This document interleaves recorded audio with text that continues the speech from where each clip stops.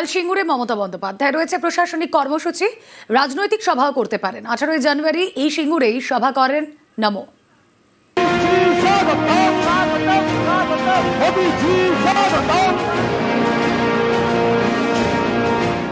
সামনে বিধানসভা ভোট, তার আগে নজরে হটস্পট সিঙ্গুর।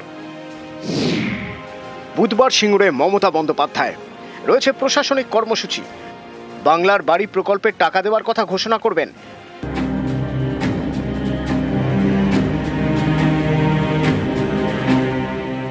সিঙ্গুর ঘিরে একসময় তোলপাড় হয়েছে দেশের রাজনীতি। সিঙ্গুরে ন্যানো কারখানা তৈরি করতে চেয়েছিল টাটারা। এর জন্য জোর করে কৃষকদের জমি দখলের অভিযোগে আন্দোলনে নামে তৃণমূল। এরপর 2011 সালে রাজ্য রাজনৈতিক পালাবদল হয়, ক্ষমতায় আসে তৃণমূল। সিঙ্গুরের জমি লড়াই আদালতে চলতে থাকে। শেষমেশ আদালতের নির্দেশে সিঙ্গুর ছাড়তে হয় টাটাদের। 2016 সালে সিঙ্গুরের কৃষকদের জমি ফেরত দেন মুখ্যমন্ত্রী মমতা বন্দ্যোপাধ্যায়। এটাই আমরা চেয়েছিলাম, জমি ফেরত দেওয়া হোক। সেই কথা আজকে আমরা রাখতে পেরেছি, এটা আজকে বড় জয়। 2 সপ্তাহের মধ্যে 800 কৃষক পরিবারকে তাদের চেক এবং জমির পর্চা দুটোই ফেরত দেওয়া হচ্ছে। 9117 জনের পর্চা রেডি হয়ে গেছে।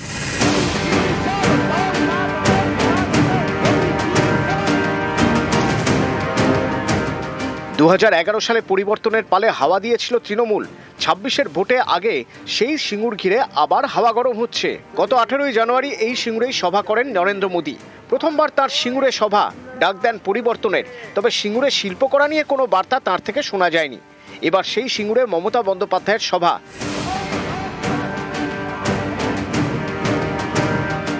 নিউজ 18 বাংলা।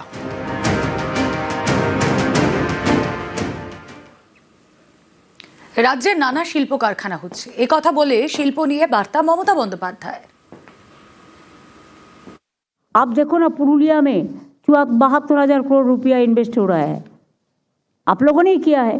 स्टील इंडस्ट्री, चाहे ऑयल इंडस्ट्री, चाहे वागन इंडस्ट्री, चाहे कोच इंडस्ट्री, चाहे आपको शिप बिल्डर्स इंडस्ट्री, चाहे आईटी इंडस्ट्री, चाहे सीमेंट इंडस्ट्री, चाहे क्लस्टर, चाहे स्किल। हमारा स्किल बहुत बढ़िया है। नया सिलिकॉन वैली भी हमने किया है।